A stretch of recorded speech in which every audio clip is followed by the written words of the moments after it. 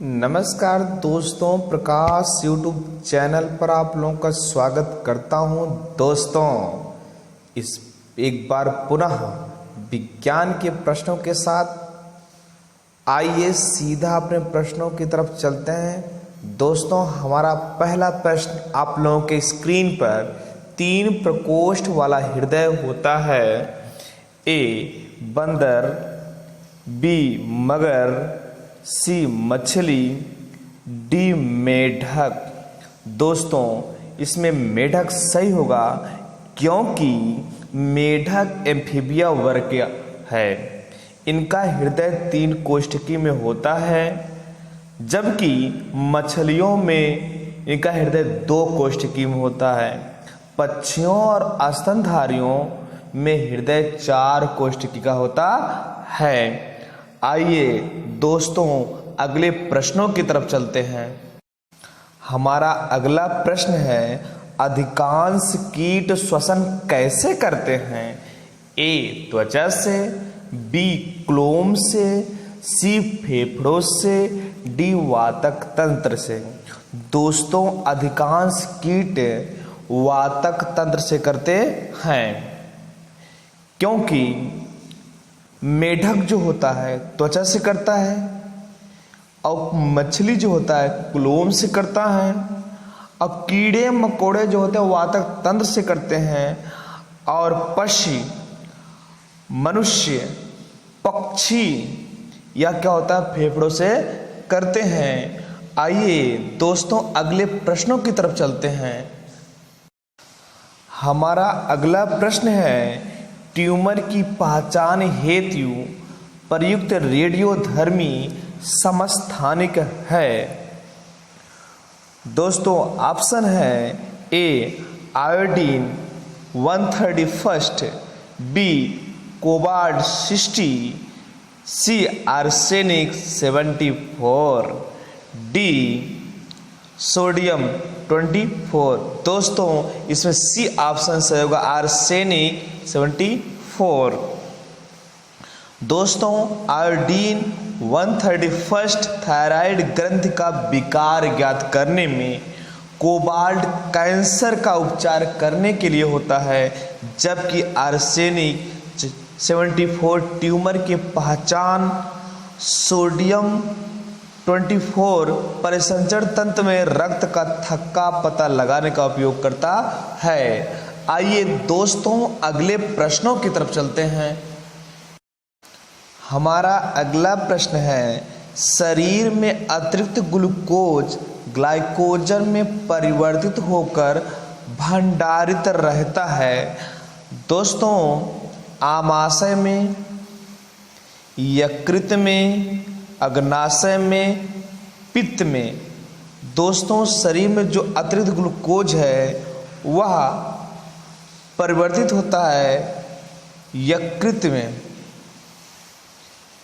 दोस्तों, शरीर में ग्लूकोज का स्तर निश्चित होता है। आवश्यकता से अधिक ग्लूकोज रक्त में आ जाता है और यकृत में पहुंचने पर ग्लाइकोजन में वह परिवर्तित हो जाता है और अर्थात हमारे शरीर में क्या हो जाता है, संचित हो जाता है। जब रक्त में ग्लूकोज की कमी हो जाती है तो ग्लाइकोजन फिर से ग्लूकोज में परिवर्तित होकर उसका स्तर बनाए रखता है। दोस्तों, आइए अगले प्रश्नों की तरफ चलते हैं।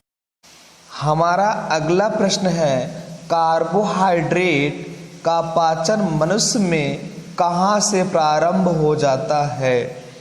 ए मुख गुहा से, बी आमाशय से, सी छोटी आंत से, डी बड़ी आंत से। दोस्तों, इसका ऑप्शन मुख गुहा से सही होगा, क्योंकि कार्बोहाइड्रेट का पाचन मुख गुहा से ही प्रारंभ हो जाता है।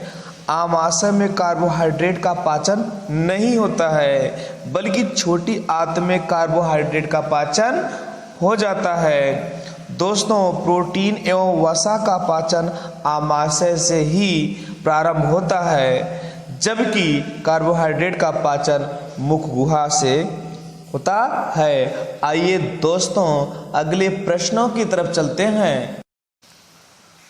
हमारा अगला प्रश्न है, निम्नलिखित में से सबसे मीठी शर्करा कौन सी है?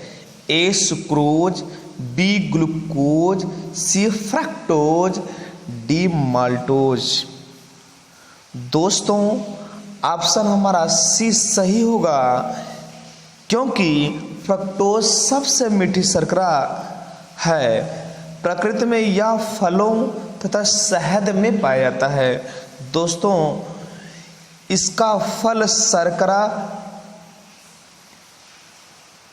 के रूप में होता है। सुक्रोज को गन्ने तथा चुकंदर से प्राप्त होता है, जबकि ग्लूकोज पके हुए अंगूरों में पाया जाता है। माल्टोज अंकुरित बीजों में पाया जाता है।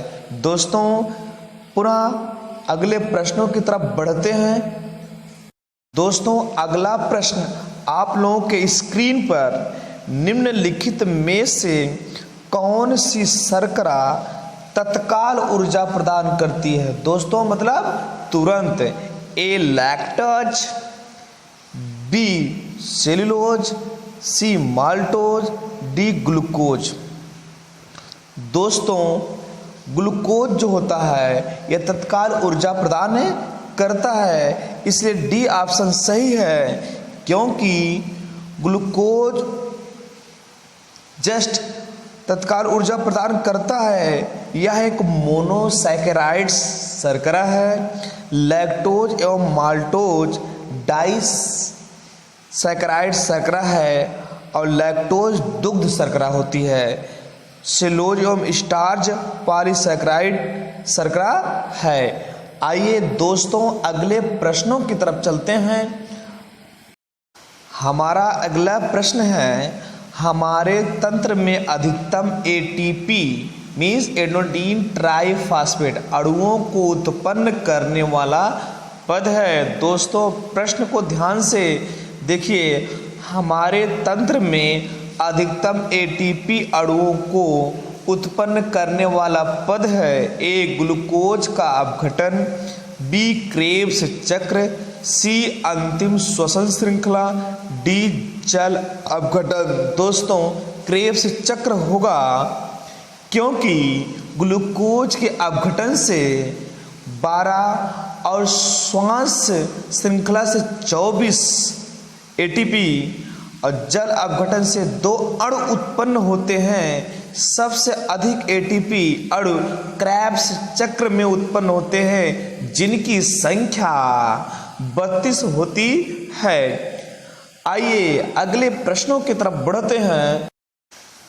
हमारा अगला प्रश्न है, भोजन विषाक्त होना बॉटुलिज्म में किस चीज के संदूषण से उत्पन्न होता है? दोस्तों किस स्पीशीज से है? आइए ए एजेटोबैक्टर्स, बी लैक्टोबैसिलस, सी क्लैस्ट्रीडियम, डी राइजोबियम। दोस्तों इसमें सही होगा क्लोस्ट्रीडियम। आइए क्लोस्ट्रीडियम नामक जीवाणु भोजन से विषाक्त बना देता है, जबकि लैक्टोबैसिलस नामक जीवाणु दूध को दही में परिवर्तित करता है। राइजोबियम दलहनी फसलों की जड़ों में पाया जाता है, जो भूमि की उर्वरा शक्ति को बढ़ावा देती है। इसलिए एजेटोबैक्टर मृदा में नाइट्रोजन का यौगिकीकरण के रूप में करता है। ठीक है, आइए दोस्तों अगले प्रश्नों के रूप तरफ चलते हैं। हमारा अगला प्रश्न है, निम्नलिखित में से किस एक की उत्पत्ति यकृत का कार्य है? ए लाइपेज, बी यूरिया, सी श्लेष, डी हाइड्रोजन अम्ल। दोस्तों यकृत का कार्य यूरिया से होता है। आइए थोड़ा इसके बारे में चर्चा करते हैं। यकृत अमोनिया को यूरिया में क्या करता है? बदल देता है। दोस्तों चलते हैं अगले प्रश्नों की तरफ। अगला प्रश्न आप लोगों के स्क्रीन पर, मानव मूत्र का पीला रंग किसके कारण होता है? इसे कहते हैं ए साइटोक्रोम, बी यूरोक्रोम, सी होमोक्रोम, डी फिनालिक्रोम। दोस्तों, मानव का मूत्र पीला यूरोक्रोम के कारण होता है। मानव मूत्र का पीला रंग यूरोक्रोम वर्णक की उपस्थिति के कारण होता है। आइए अगले प्रश्नों की तरफ चलते हैं। हमारा अगला प्रश्न है, जब वृक्क कार्य करना बंद कर देता है तो निम्न में कौन सा पदार्थ जमा होता है? दोस्तों, शरीर में वसा, शरीर में प्रोटीन, रक्त में शर्करा, रक्त में नेत्र जनित अपशिष्ट पदार्थ। दोस्तों, जब वृक्क कार्य करना बंद कर देता है तो रक्त में नेत्र जनित अपशिष्ट पदार्थ होते हैं, इसलिए यह डी ऑप्शन सही होगा। आइए अगले प्रश्नों की तरफ बढ़ते हैं। हमारा अगला प्रश्न है, मानव तंत्र में निम्न में से कौन सा एक पाचक एंजाइम नहीं है? Trypsin, gastrin, ptyalin, pepsin. दोस्तों, पाचक एंजाइम गैस्ट्रिन नहीं है, क्योंकि गैस्ट्रिन एक पाचक एंजाइम नहीं है। ट्रिप्सिन अग्नाशयी रस में पाया जाता है, जबकि पेप्सिन आमाशय में जठर ग्रंथियों से स्रावित होता है। यह प्रोटीन को पेप्टोन में बदलता है, जबकि टाइलिन मुख्य गुहा के लार में पाया जाता है, जो भोजन के मंड या माल्टोज में बदलता है। आइए अगले प्रश्नों की तरफ चलते हैं। हमारा अगला प्रश्न है, लिटमस प्राप्त होता है एक जीवाणु से, एक कवक से, एक शैवाल से, एक लाइकेन से। दोस्तों, लिटमस एक लाइकेन से प्राप्त होता है,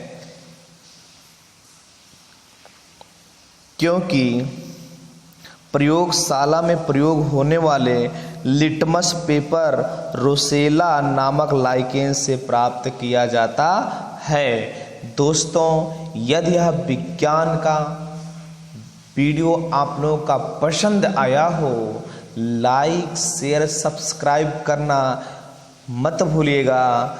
मिलते हैं पुनः अगले वीडियो में। थैंक यू दोस्तों।